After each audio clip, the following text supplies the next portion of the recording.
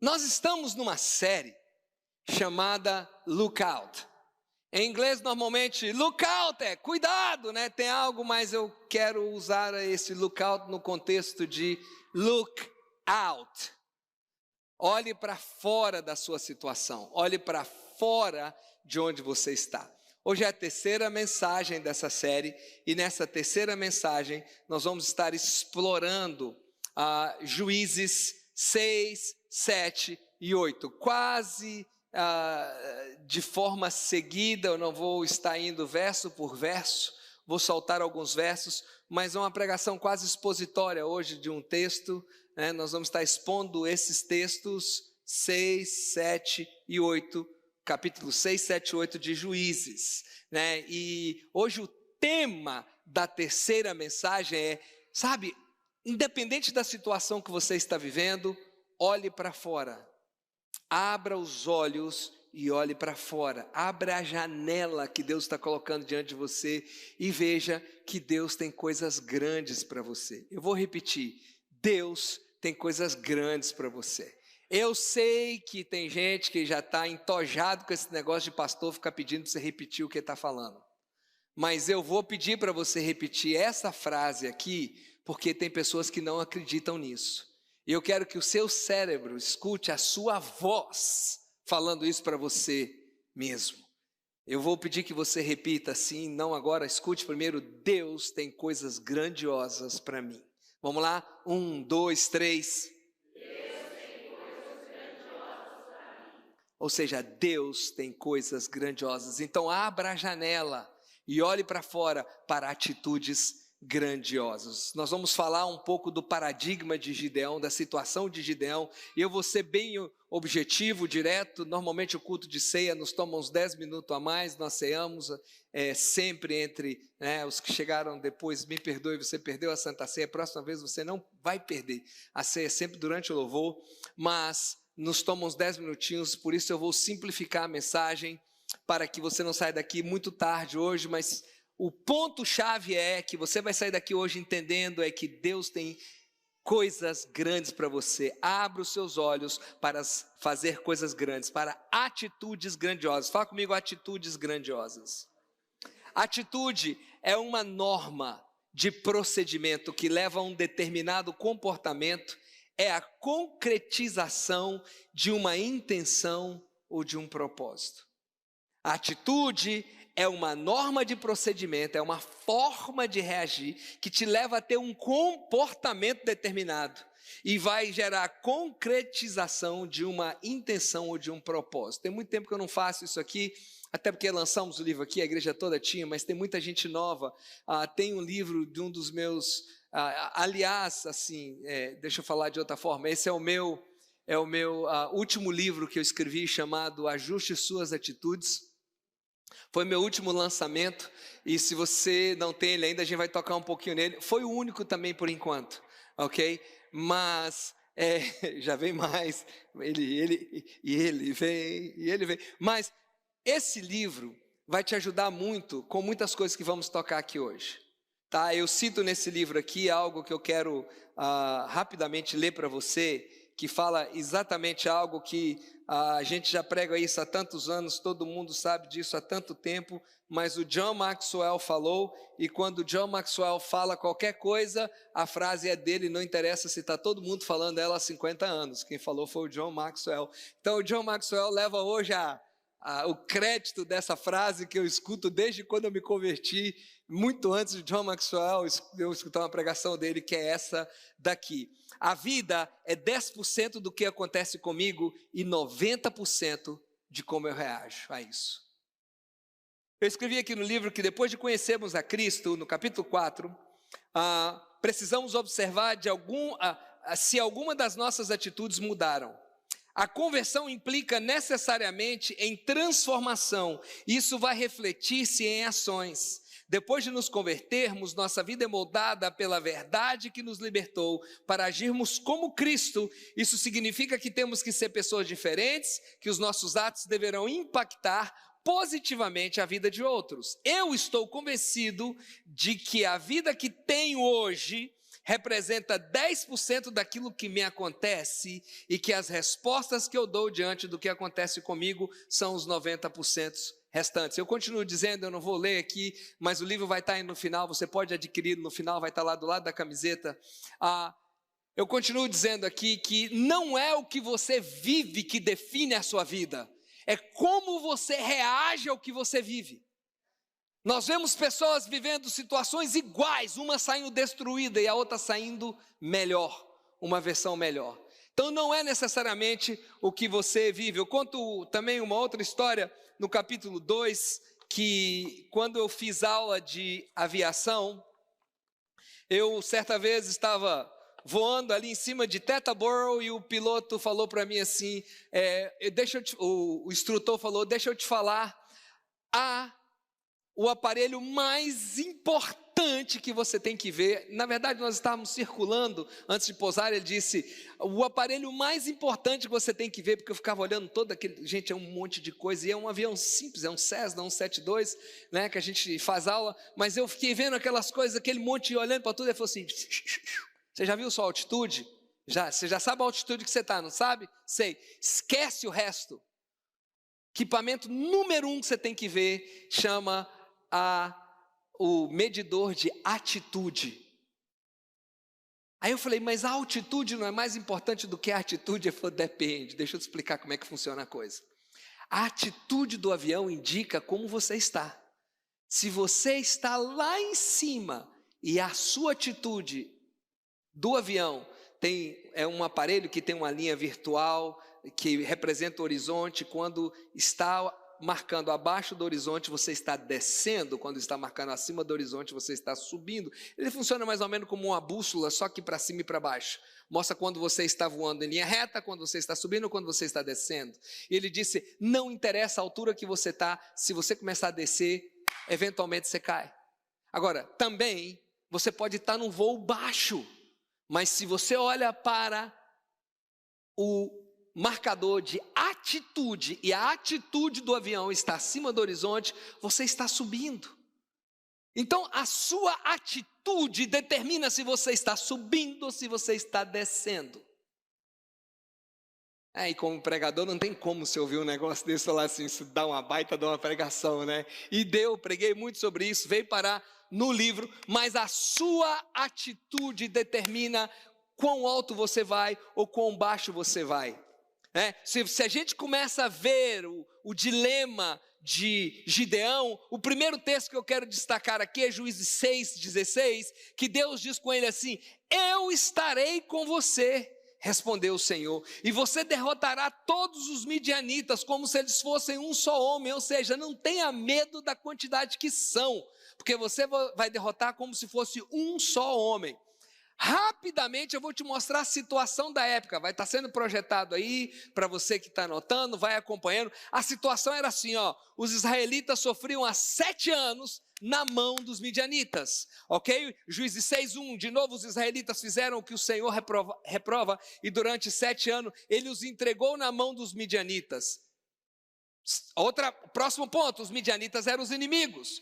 Os midianitas dominaram Israel, por isso os israelitas faziam para si esconderijos nas montanhas, nas cavernas, nas fortalezas. Eles tremiam de medo dos midianitas. A outra coisa, a oposição crescia continuamente em cada tempo. Sempre que os israelitas faziam a plantação, os midianitas, os amalequitas e os outros povos da região a leste deles as invadiam. Eles vinham e colhiam o que Israel plantou. Que coisa chata isso, né?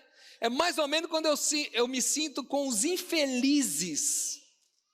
Os infelizes daqueles esquilos que eu planto a minha horta, eles vêm e, como diz lá no bom mineirês do interior da roça, né? Vêm e cavucam tudo que eu plantei.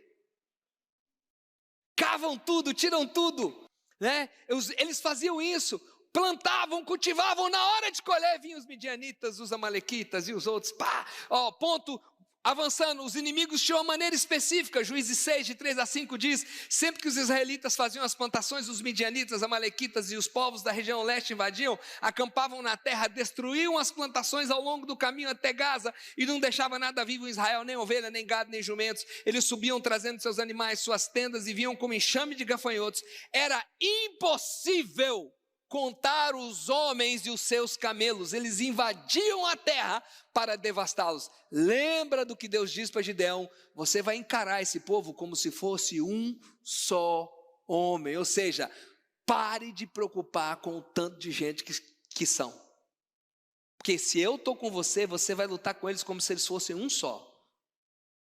É eu com você contra um. Relaxa. Outra coisa que acontecia, as oposições satânicas, sabe? Isso a gente pode colocar na nossa vida, elas são previsíveis, são personalidades, são personalizadas, são frequentes. Os israelitas já sabiam como os amalequitas, como os midianitas atacavam, eles já sabiam, era previsto. Por causa disso começaram a criar subterfúgios, maneiras, começaram a criar formas de não serem roubados, né? Então, olha, deixa eu te dizer uma coisa que encaixa na sua vida. Satanás te ataca de uma forma específica, e a maioria de nós sabe exatamente a forma que mais somos atacados por Satanás, sim ou não? Ou é só eu que sei? Gente, eu sei exatamente quando é o diabo que está, porque é a maneira que ele faz, é sempre a mesma maneira.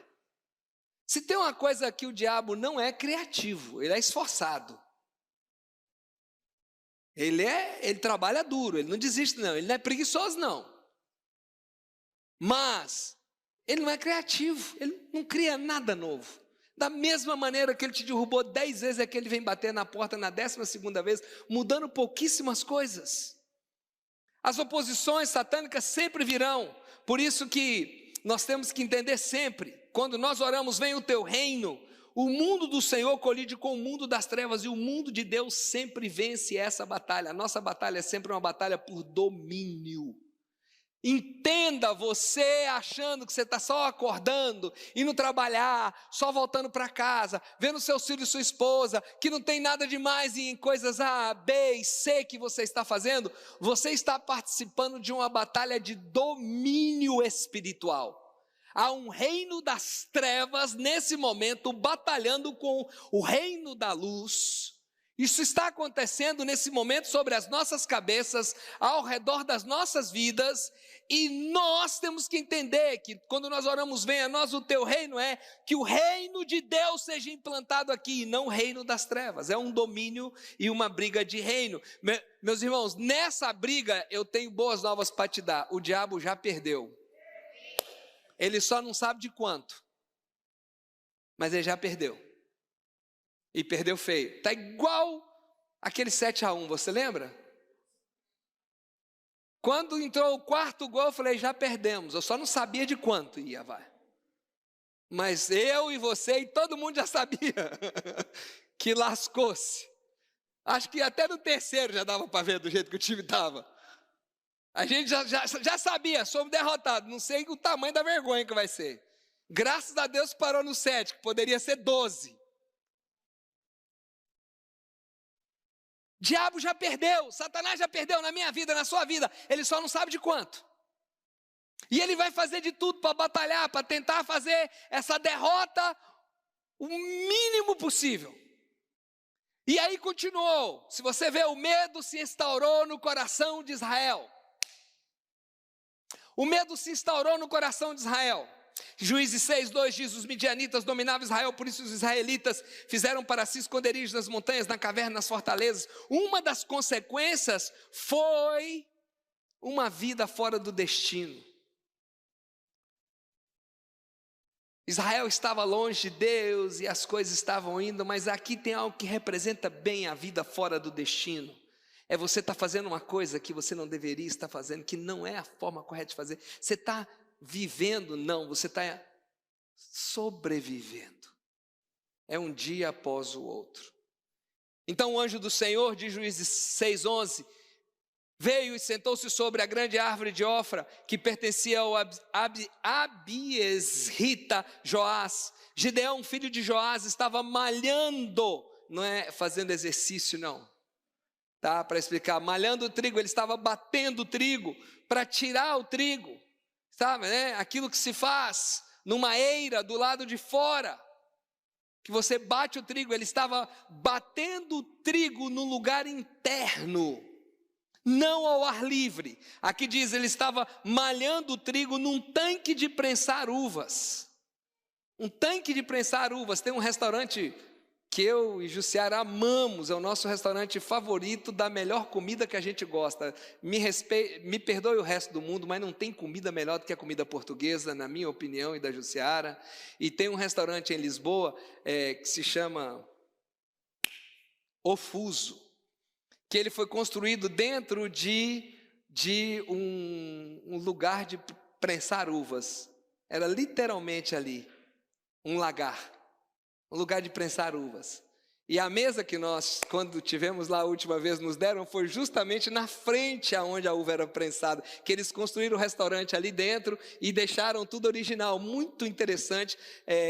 Se tiver alguém do Ofuso me assistindo, a próxima vez não me cobrem, que eu fiz uma propaganda gratuita de vocês aqui, tá? Pelo menos uma cortesia, um bacalhau, por favor. Bom, voltando aqui, e brincadeiras à parte, você vê, eu vi, Jussiara viu, é dentro, é fechado, é coberto, é com telhado.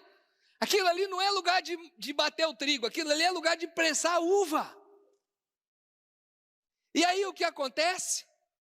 Gideão está fazendo o que tinha que fazer lá fora, num outro lugar. Isso é um reflexo de como Israel já estava, por isso que Deus estava deixando eles apanharem.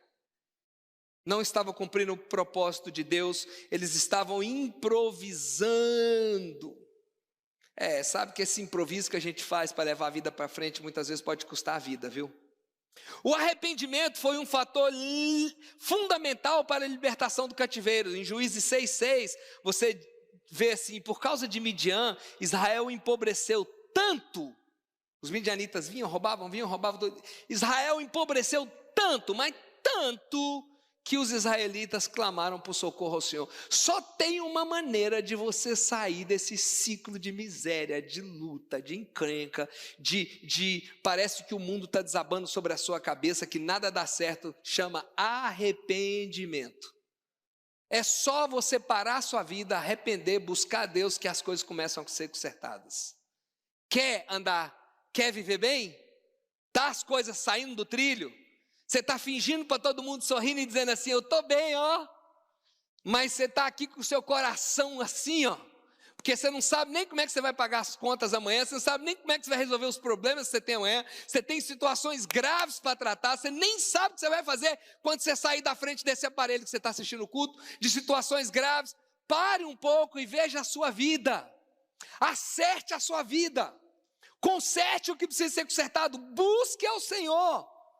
O povo vivia longe de Deus, quando voltaram para o Senhor, imediatamente, por causa desse arrependimento, Deus já mandou o anjo, que ali é o anjo do Senhor.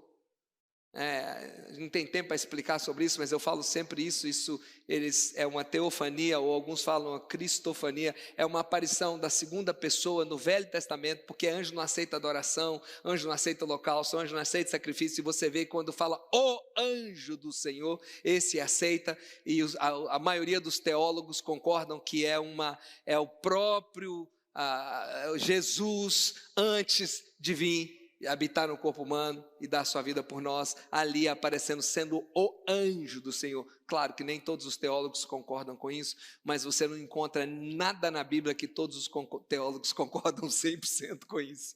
Mas a grande maioria dos teólogos tradicionais concordam com isso. Então, a prática do arrependimento no contexto, foi destruição dos altares idólatras. E Juízes 6:24 fala exatamente isso. Gideão construiu um altar em honra do Senhor e lhe deu nome. O Senhor é paz. E até hoje o altar está em Ofra de Abiesritas. Naquela mesma noite o Senhor lhe disse: separe o segundo novilho do rebanho do seu pai, aquele de 7 anos de idade, despedace o altar de Baal que pertenceu ao seu pai e corte o poste sagrado que está do lado do altar. Depois faça um altar para o Senhor, para o seu Deus, no topo dessa elevação, e ofereça um novilho novo. O segundo novilho em holocausto com a madeira do poste sagrado. Olha, sabe o que Deus disse? Pega esse poste que vocês construíram para outros deuses, pega um boi, um novilho. O novilho é um bezerro, quando ele está entre bezerro e boi, para quem não sabe aqui, para quem nunca foi jeca na vida, para quem nunca não tem herança caipira, quando o bezerrinho vai crescendo, antes dele virar um boi ou uma vaca, ele é um novilho, ok? Então pegue o novilho e corta ele, e você vai queimar esse novilho diante do altar que você fez para Deus, mas faz esse churrasco com a madeira do poste daquele ídolo que vocês estavam adorando. Só aqui dá vontade de parar e falar: esquece a projeção, esquece tudo, que eu só aqui dá uma pregação enorme para você quebrar aquilo que está sendo ídolo na sua vida e oferecer isso a Deus em sacrifício, quebrar o que você está idolatrando e buscar ao Senhor e sacrificar a Deus com o seu coração. Mas eu não vou fazer isso não, porque tá tudo bem arrumadinho, eu vou continuar o que nós planejamos. Mas medita nisso depois. Qual foi a chave para a solução do problema? Juízes 6:22-23, quando Gideão viu que era o anjo do Senhor, exclamou: Senhor soberano, viu o anjo do Senhor face a face, diz porém o Senhor: paz seja sobre você, shalom, né? É um negócio interessante, né? Paz seja convosco. Quando você vai estudando aqui a teofania, né? A aparição de Cristo antes de se encarnar, né? Paz seja convosco, shalom, não tenha medo, você não morrerá. Quando vejo o Senhor, eu vejo a solução. Tudo depende da forma como eu estou vendo. O que você está vendo hoje de segunda a sexta? O que você está vendo hoje de segunda a sábado? O que é que está diante dos seus olhos? Porque é isso que vai ditar a sua vida. Mas quando você vê o Senhor, você começa a ver solução para tudo na sua vida. É um encontro com Deus que muda tudo. Eu vou repetir: é um encontro com Deus que muda tudo. Então abra janelas para atitudes grandiosas na sua vida. Gideão estava ali morrendo de medo, achando que tinha que fazer as coisas escondidas. Eu vou malhar o trigo, ou seja, eu vou bater o trigo, malhar ele aqui dentro de casa, onde é local de prensar a uva, no local próprio para a uva fermentar, aonde não tem vento. Você sabe como é que faz com trigo? Você bate o trigo e joga para cima. O que cai primeiro? O trigo, a palha cai depois, e o vento pega a palha, às vezes, melhor coisa é quando está ventando, você bate no chão o trigo e joga, o vento pega e leva a palha e o trigo cai.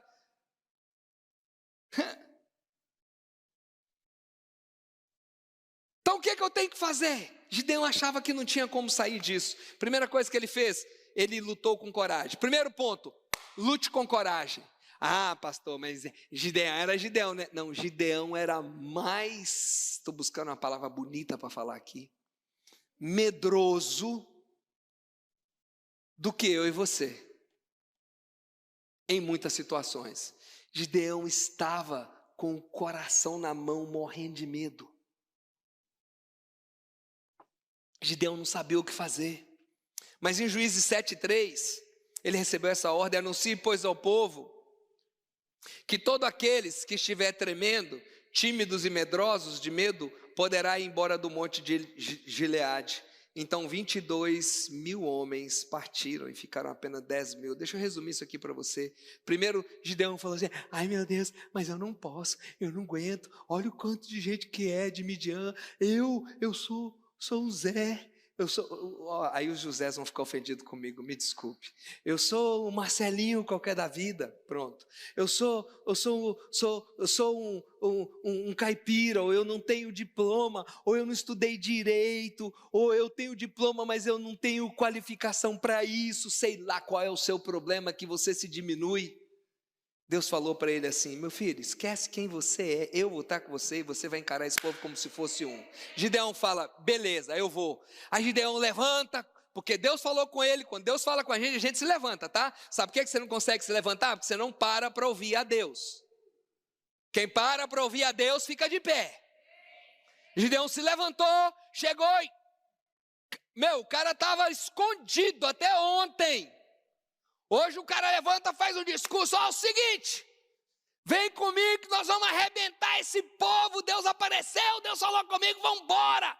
Ele conseguiu do dia para a noite virar líder de 32 mil homens.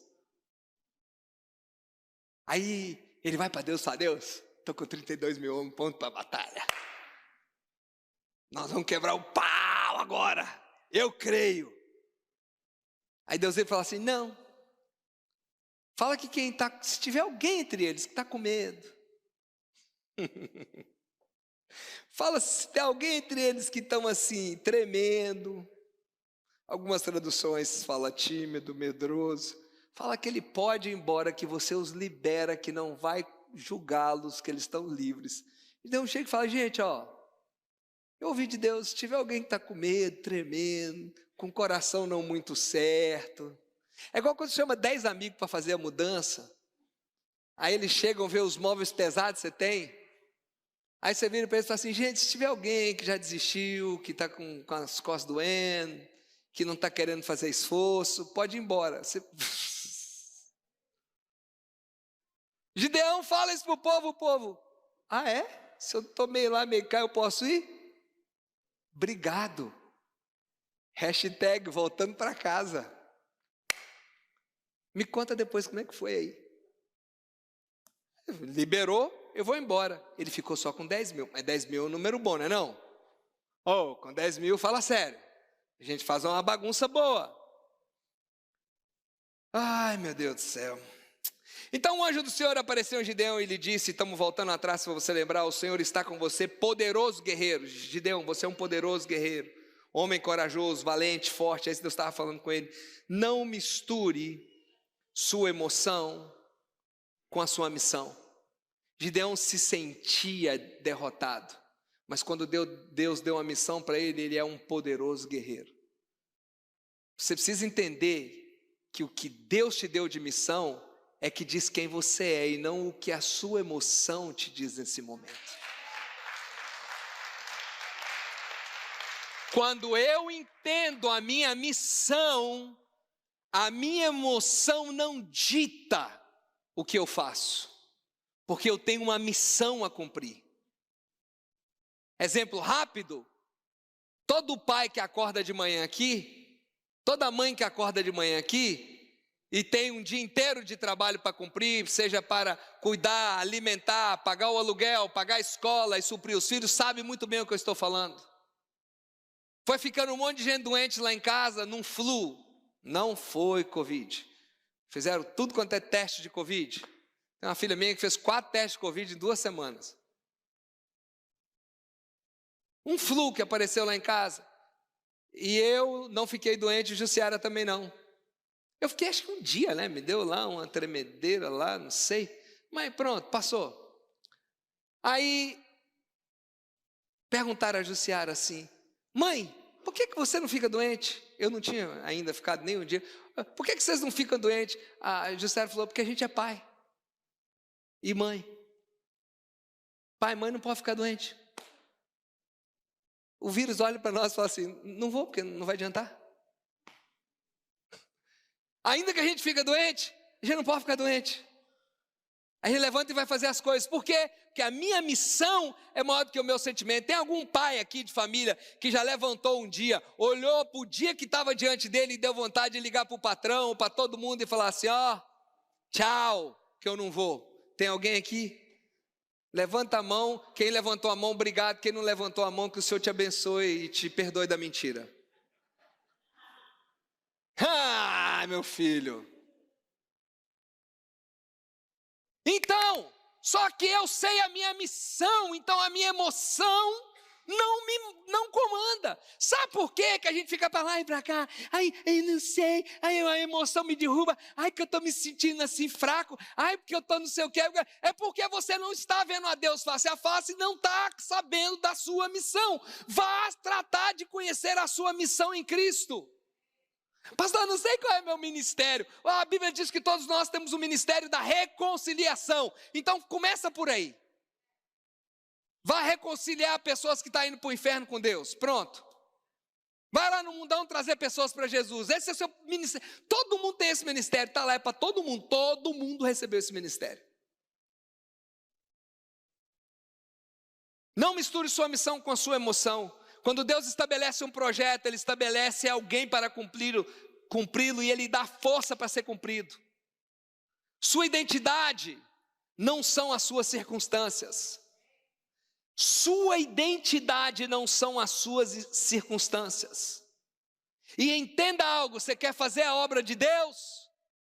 Fazer a obra de Deus, fazer a obra do Pai, é destruir as obras do diabo. Não tem outra maneira de fazer a obra de Deus a não ser destruindo a obra do diabo. Não tem outra maneira de dizer venha o teu reino se não for destruindo o reino das trevas. Segundo ponto, para você ver coisas grandiosas e realizar coisas grandiosas, aumente sua sede espiritual. Queira mais de Deus. Tenha mais sede. Busque mais a Deus. Eu não vou entrar nos detalhes aqui, mas diz Juízes 7:4, vamos ler apenas o texto. Mas o Senhor tornou Gideão e disse, ainda tem gente demais. Lembra, Gideão só tinha 10 mil agora. Deus fala, Gideão, ainda tem gente demais. Desça com eles lá na beira d'água, e eu separarei os que ficarão com você. Se eu disser esse irá com você, ele irá. Mas se eu disser esse não irá, esse não irá. Deus estabeleceu uma forma ali, que a gente não vai entrar nela agora para economizar tempo. Mas Deus mostrou para Gideão de última hora quem ia e quem não ia. Baseado na forma de beber, na sede, no valor que estava dando a água, na posição. João 4:13 e 14, Jesus disse assim, quem beber desta água terá sede, disse a mulher samaritana, lembra?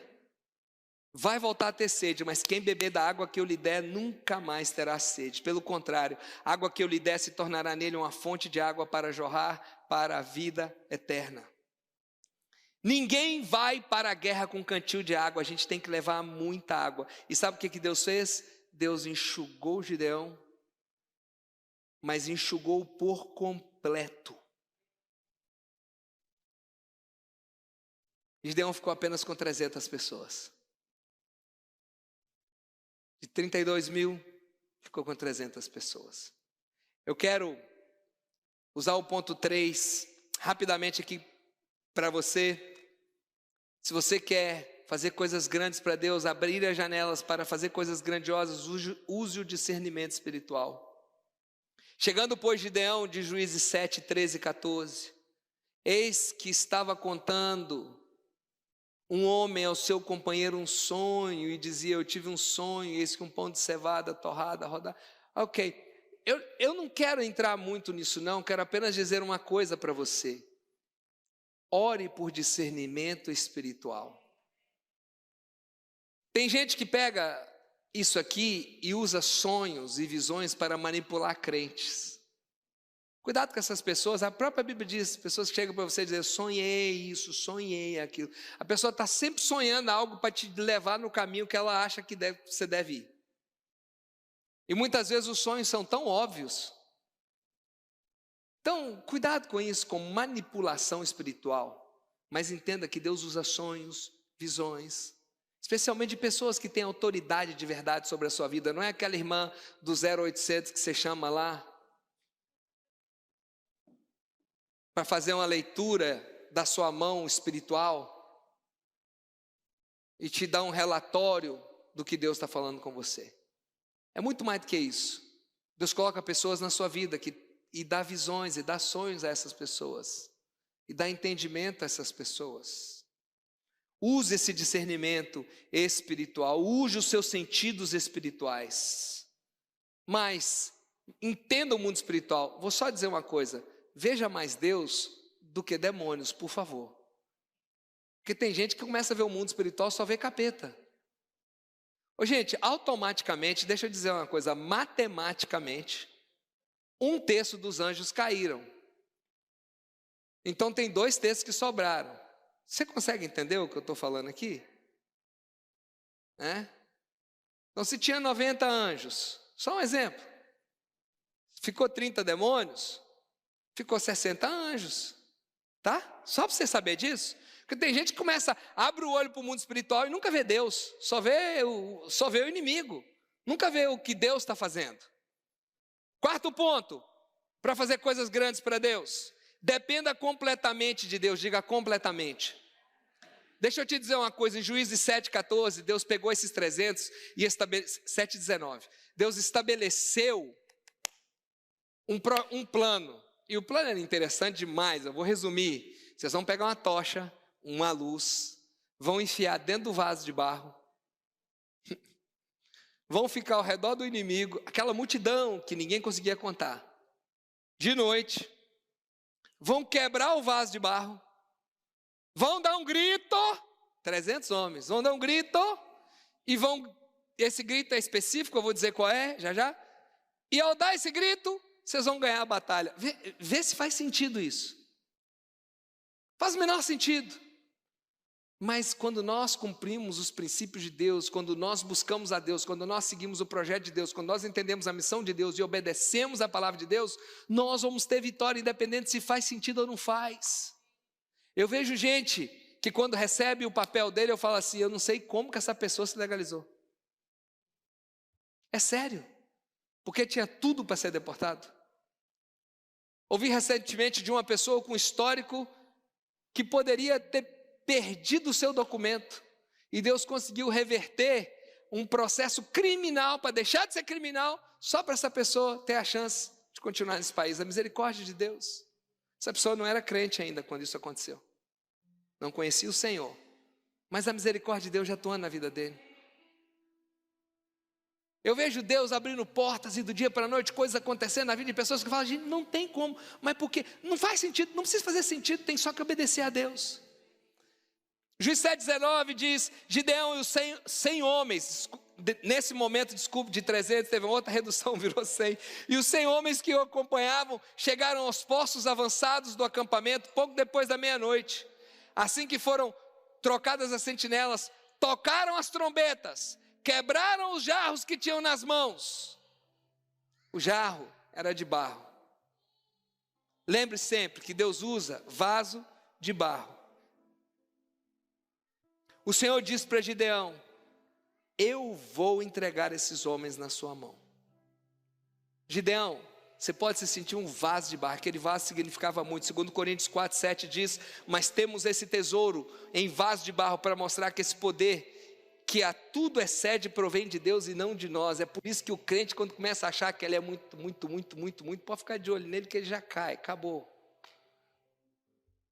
Gente, a gente é barro. A gente é nada mais do que um vaso.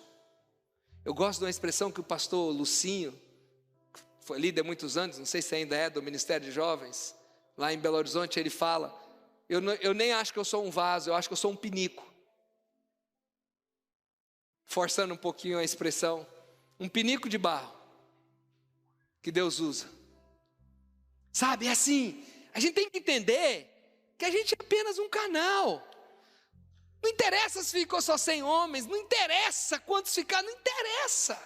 Se parece que o mundo vai acabar, se nós nos arrependemos, buscamos a Deus, queimamos a idolatria e nós vamos na humildade conseguir aquilo que Deus tem para nós. Como diz Mateus 5,5, que bem-aventurados humildes, pois eles receberão a terra por herança. Bem-aventurados humildes, porque eles herdarão a terra. Tem gente recebendo herança, crescendo, prosperando, só porque é humilde. Não perca essa humildade, que o dia que você perder, você para também de receber o que Deus tem para você. 5º ponto, use a sua autoridade espiritual. Use a sua autoridade espiritual. queria apenas dizer uma coisa para você: a autoridade espiritual, ela evidencia quem você representa. Mateus 16, de 13 a 19, eu vou ler alguns versículos aqui no meio, chegando, que é o momento que Jesus diz: o que dizem que eu sou? Um diz, é Jeremias, outro diz que era Elias, e Pedro disse, tu és o Cristo, filho de Deus.